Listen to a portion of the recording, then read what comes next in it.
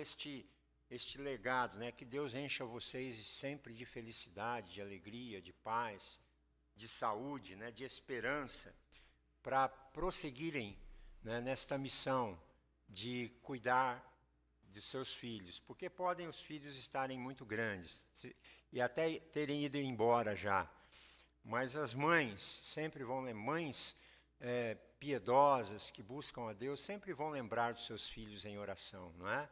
Nunca vão deixar de orar por seus filhos. Então, é significativo entender que quando a gente fala de mãe, automaticamente a gente faz uma conexão íntima com este espectro chamado família, né? E este mês de maio é considerado assim mês de mães, mês das noivas e mês da família, né?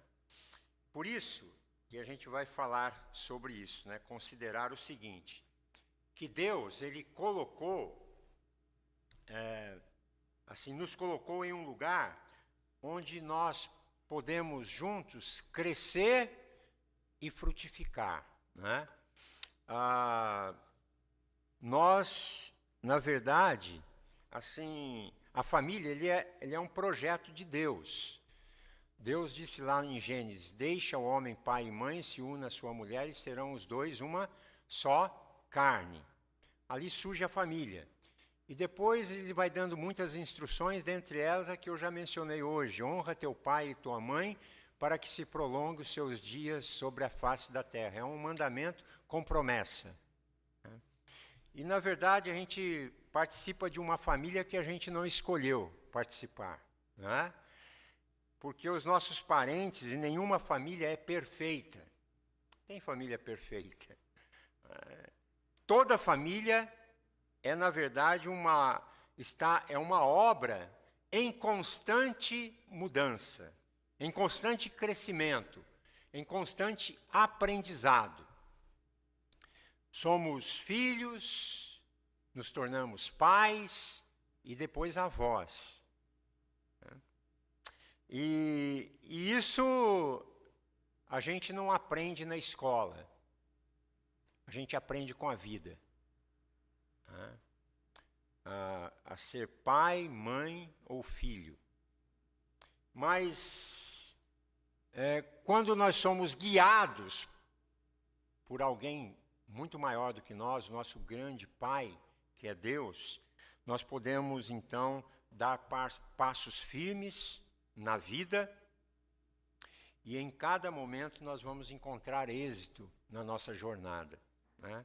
Então, nada mais saudável, gente, para a família, quando essa família tem a convicção de que o habitante maior dentro da sua casa é Cristo, é a presença de Deus. É você dizer, eu e a minha casa vamos servir a Deus e não abre mão disso, né?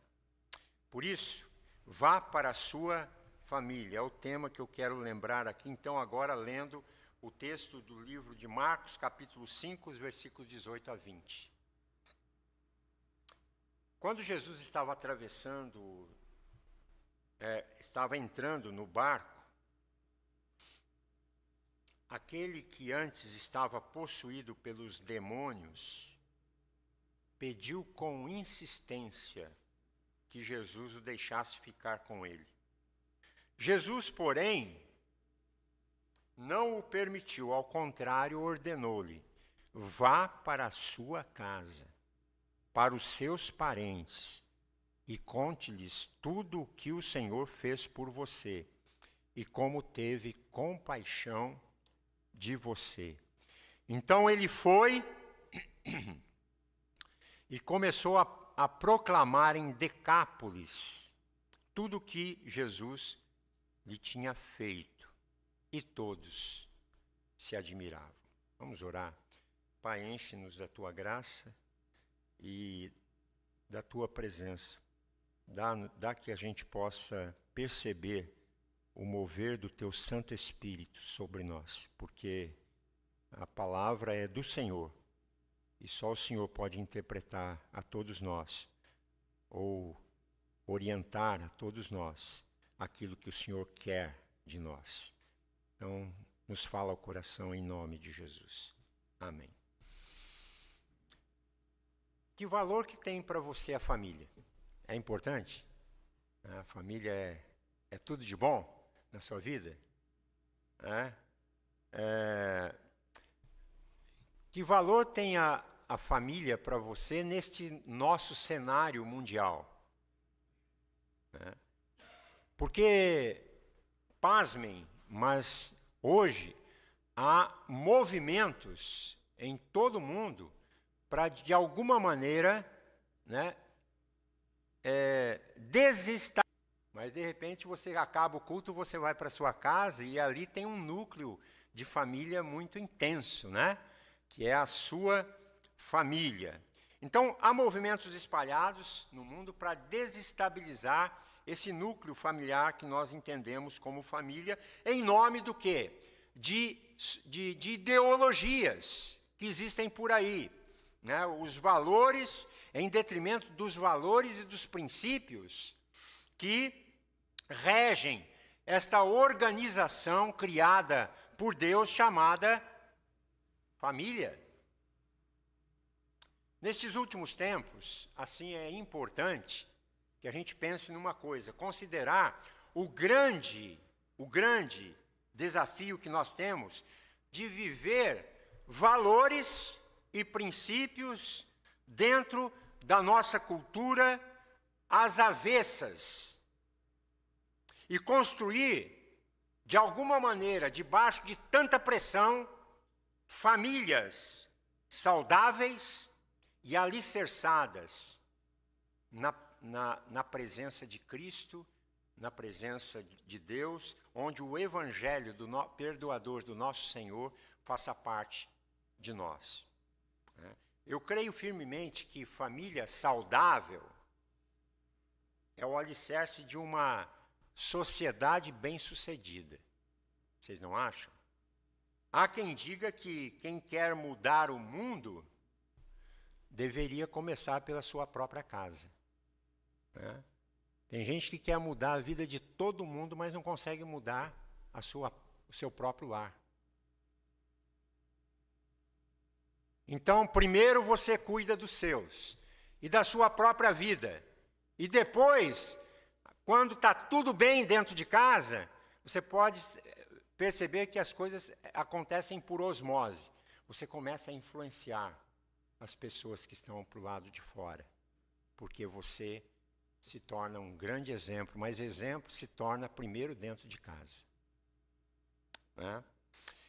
Então, a gente pergunta assim, você tem alguma coisa de herança para deixar para os seus filhos?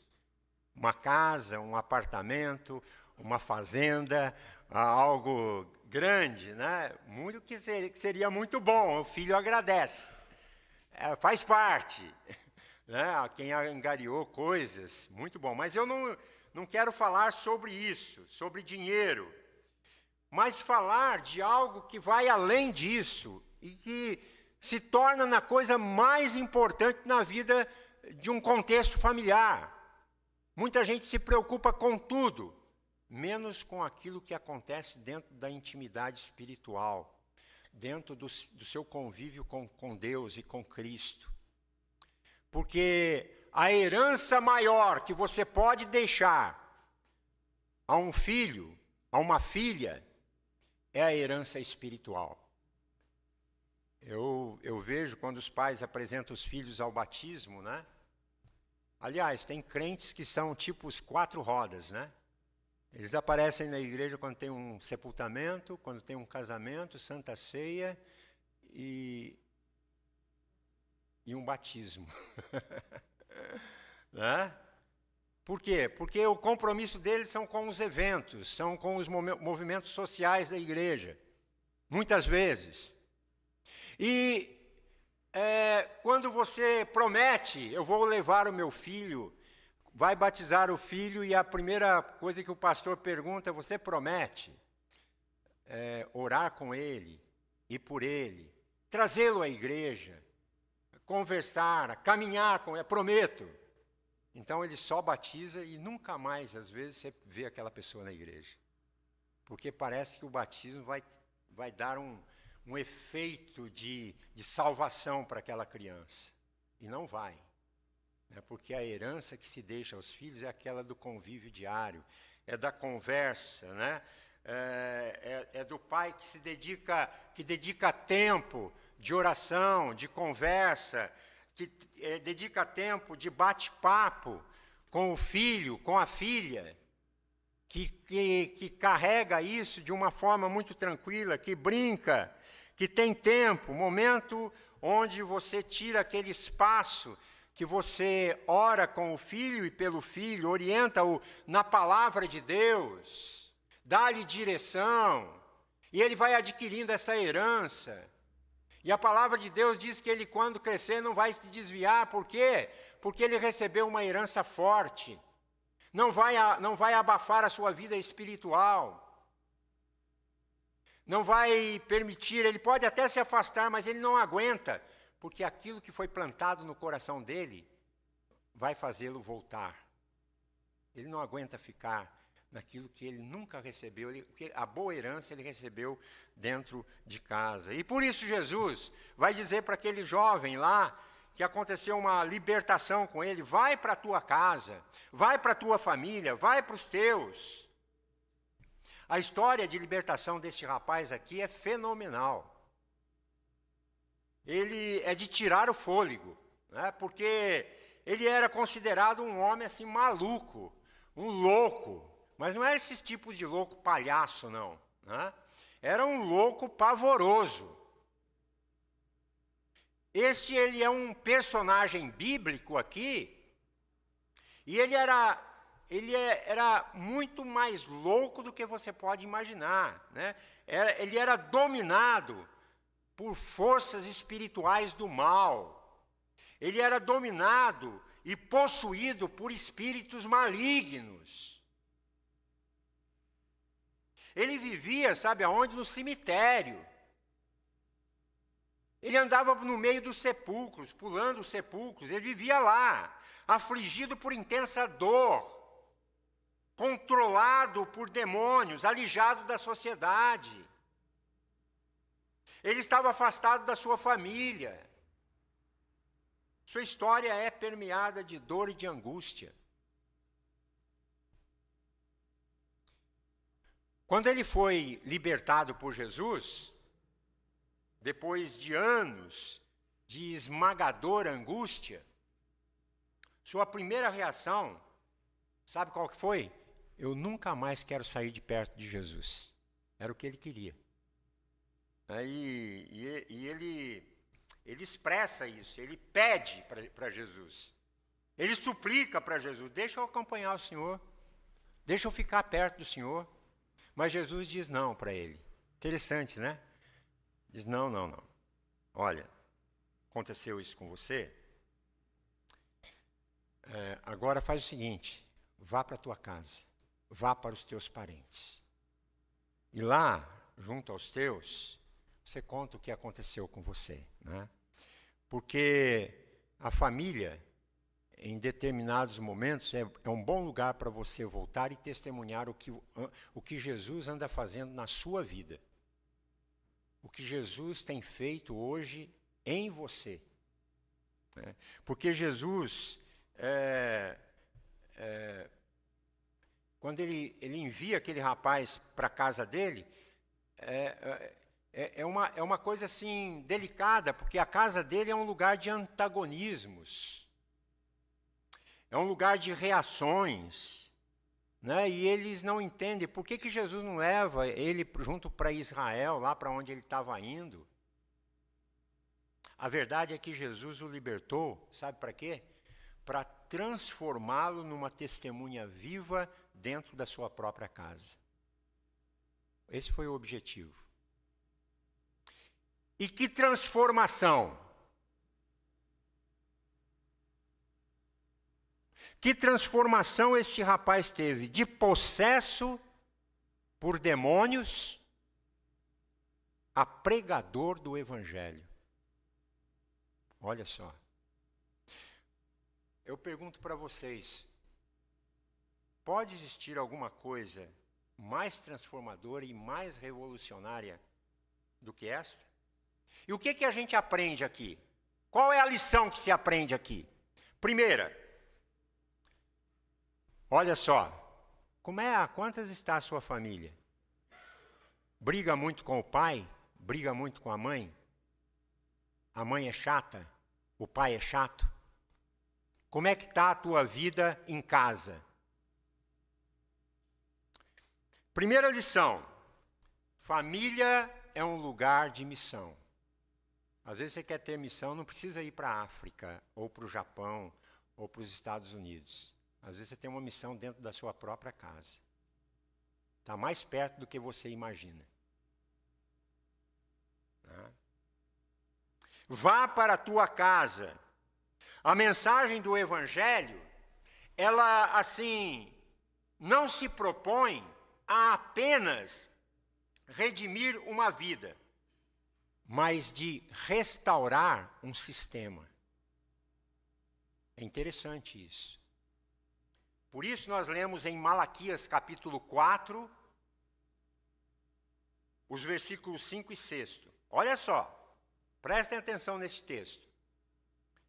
Eis que eu lhes enviarei o profeta Elias, antes que venha o grande e terrível dia do Senhor. Ele converterá o coração dos pais aos seus filhos, e o coração dos filhos aos seus pais, para que eu não venha e castigue a terra com maldição. Deus presente na família, sabe o que ele traz? Quando Deus faz parte de dentro da sua casa, ele traz saúde para você. Traz muita saúde e traz relacionamentos curados. E assim a sociedade não é ferida.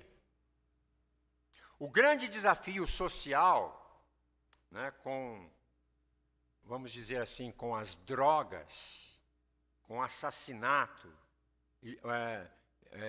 de jovens, não é, que entram na criminalidade, tem a ver com sistema. Concordam?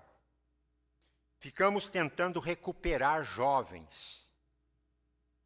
Mas o grande desafio não é só recuperar jovens, é restaurar famílias.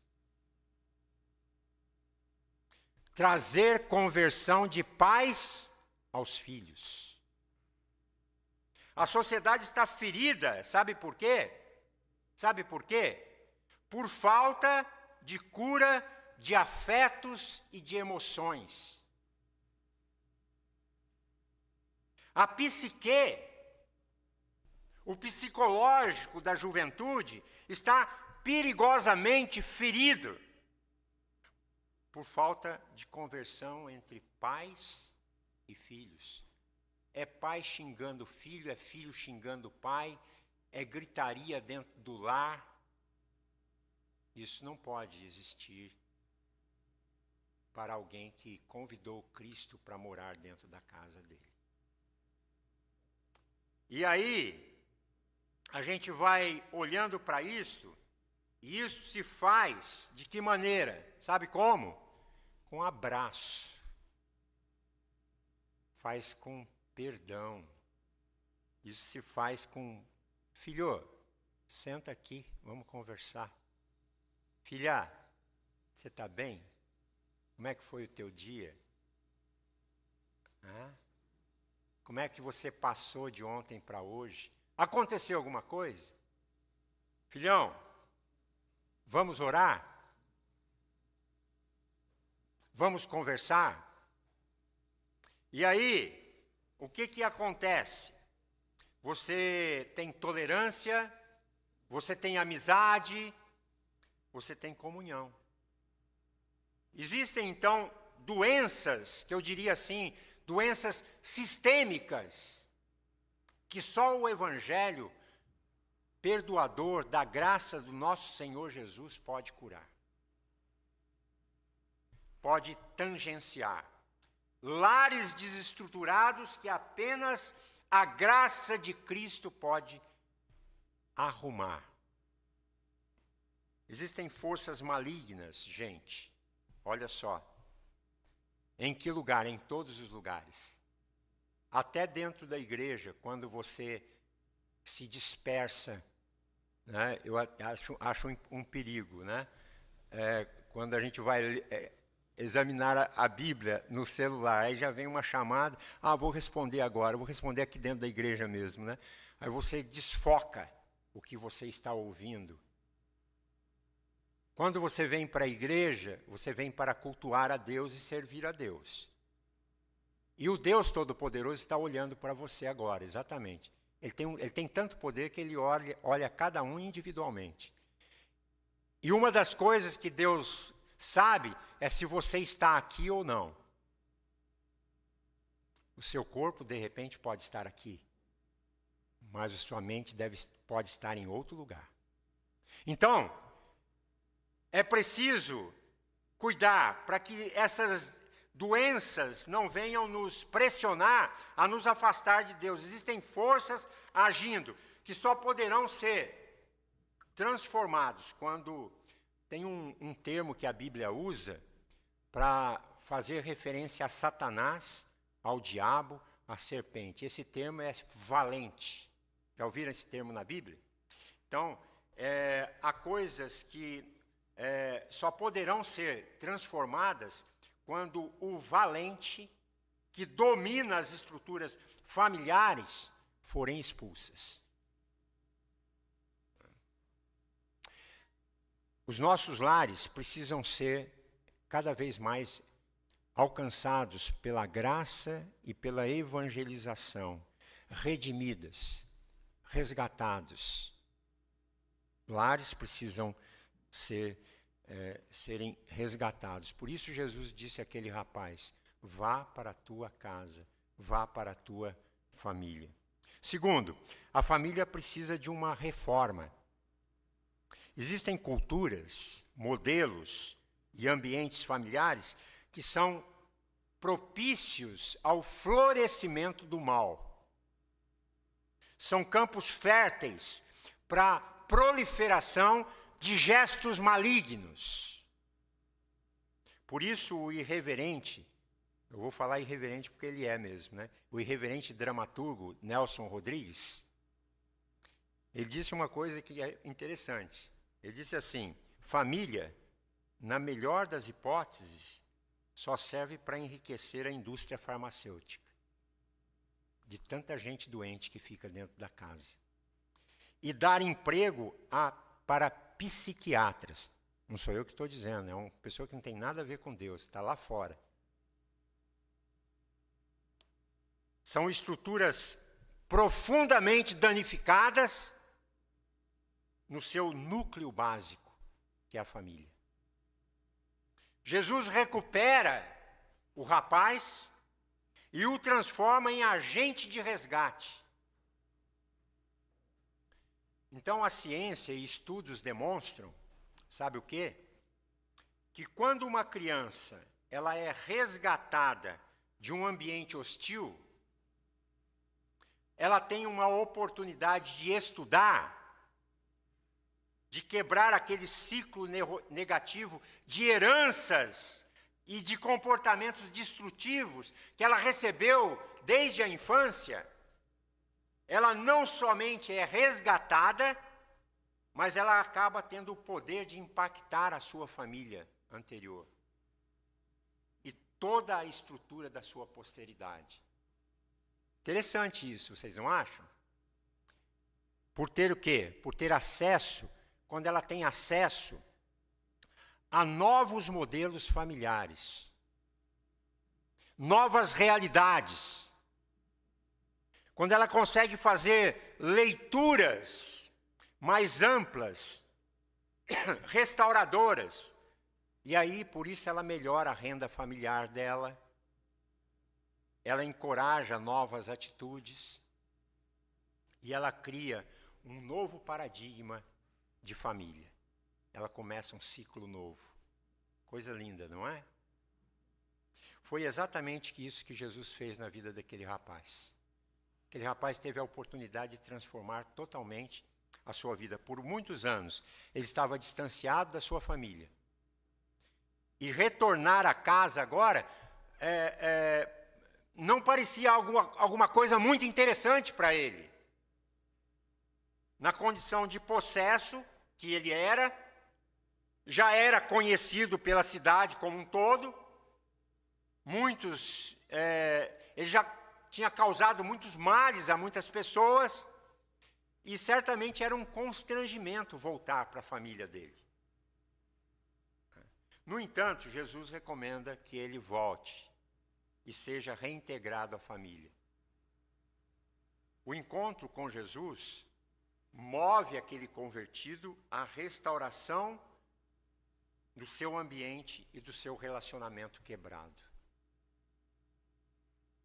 Terceiro, Jesus ensina que o retorno daquele rapaz impacta a sociedade. O que ele faz quando ele retorna? Lá no versículo 20, do capítulo 5 de Marcos. Então ele foi e começou a proclamar em Decápolis tudo o que Jesus lhe fizera. E todos se admiravam do que ele estava falando. E isso aponta para quê? Para algo muito interessante. Vocês sabem quem foi o primeiro missionário entre os estrangeiros na época de Jesus? Não foi o Filipe, lá do capítulo 8 de Atos dos Apóstolos. Muito menos foi Pedro, que tinha uma resistência para pregar para os estrangeiros, para os gentios. E lá em Atos 10, nem mesmo foi Paulo, que se auto-intitulava apóstolo dos gentios. O primeiro missionário foi esse gadareno aqui, que foi transformado pelo poder de Jesus. Ele vai para aquela região gentílica, conhecida como Decápolis, isso significa um complexo de cidades, de 10 cidades. Ele vai a todas aquelas cidades proclamando Jesus como Senhor e o Salvador da sua vida. Enquanto a igreja ia lutar lá nos concílios, nas assembleias, nas grandes reuniões, para decidir, nos debates que eles tinham naquelas assembleias dos concílios lá, em Atos capítulo 15, se os gentios deveriam ser incorporados à mensagem cristã, este simples homem aqui, com a sua experiência grandiosa de libertação, já estava há muito tempo. Ele não dependia de concílios para pregar o evangelho. Ele pregou o evangelho a todo mundo. Não precisava da aprovação de concílios. Apenas o forte testemunho de alguém que, transformado pela maravilhosa graça de Cristo, era suficiente para seguir com sua missão. Gente, o conteúdo da mensagem é bem simples, mas é profunda e eficaz. Primeiro, ele anunciou a compaixão de Cristo, no versículo 19 do capítulo 5. Segundo, ele começou a proclamar tudo o que Jesus fizera com ele, versículo 20. E teve um resultado, todos passaram a admirar aquele rapaz. Disso a gente pode tirar a seguinte conclusão. Primeiro, o maior e mais desafiador campo missionário que a gente tem, sabe qual que é? A família. É a família. Nenhum é tão mais urgente e necessário. Famílias redimidas geram bênção, graça e muita alegria. Famílias disfuncionais danificam a psique e atiram os filhos nas drogas e na criminalidade, mas sutilmente vai gerando desequilíbrios que nem sempre são mensuráveis, como, por exemplo, depressão. Já viu que tem muitos jovens em depressão? Falta de sentido porque não tem referenciais dentro de casa. Melancolia. E se forem famílias cristãs desequilibradas geram incredulidade e apostasia. Um exemplo impressionante de como um homem cuida bem da sua casa, e a gente encontra isso, sabe quem? Em quem? Em quem? Em Jó. Já ouviram a vida de Jó? Ele era um homem que cuidava bem da sua família. Olha só, Jó capítulo 1, versículo 5. Decorridos o turno de seus banquetes, Jó era um homem muito rico, né? Chamava Jó a seus filhos e os santificava. Levantava-se de madrugada e oferecia holocaustos, segundo o número de todos eles, pois dizia: talvez tenham pecado os meus filhos e blasfemado contra Deus em seu coração. Assim o fazia Jó continuamente. Veja a dinâmica deste homem aqui, para santificar os seus filhos, para santificar a sua família.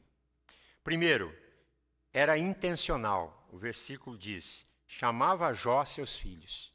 Segundo, ele investia tempo. Levantava-se de madrugada. Terceiro, ele investia dinheiro.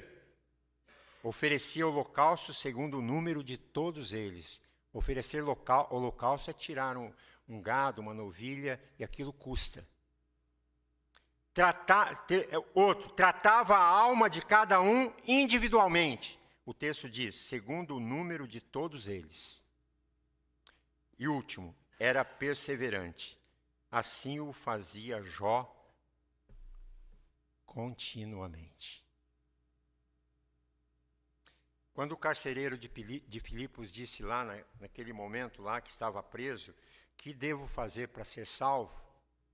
Apesar da sua pergunta ser formulada no singular, Paulo e Silas respondem no plural. Ele crê no Senhor Jesus e será salvo tu e a tua casa. Deus está fazendo promessas não apenas para os pais, mas para os filhos. Deus não quer apenas indivíduos, mas Ele quer famílias. Este era o seu projeto em Abraão, lá no passado, e continua sendo o projeto para os lares no mundo contemporâneo que nós estamos vivendo. Vá para a tua família, vá para a tua casa, é uma ordem de Deus a todos aqueles que se desencontraram completamente na vida, mas que foram impactados com a mensagem salvadora do Deus Todo-Poderoso que temos e foram transformados pelo seu poder. Famílias ainda se... Gente, olha, as famílias ainda se constituem, no tempo de hoje, um enorme campo missionário. Lares precisam de Deus. Porque, assim, na sua maioria, ainda estão muitos lares ainda estão sendo controlados por forças inimigas, por espíritos de demônios. Vá para a sua casa para abençoar, para testemunhar, para que o testemunho do amor de Deus em sua vida cause admiração e gere transformação em muitos que ainda se encontram oprimidos. Nós precisamos ir para casa. Daqui a pouco nós vamos voltar para casa. Precisamos tirar tempo para a família. Precisamos tirar tempo para os filhos. Ah, mas meus filhos já foram embora, já não estão mais em casa. Vai visitar eles. Vai vê-los aonde eles estão. Faz uma surpresa. E fica um pouquinho só e já vem embora, né? Porque eles já têm a vida deles, né? Mas precisamos tirar tempo. Tempo para os filhos e vida de comunhão é fortalecida através desse convívio no lar. Eu deixo aqui essa mensagem para vocês nesta noite. Vá para a sua casa, para os teus parentes, e conta-lhes tudo o que o Senhor fez por você e como teve compaixão de você. Que Deus nos abençoe. Amém? Amém.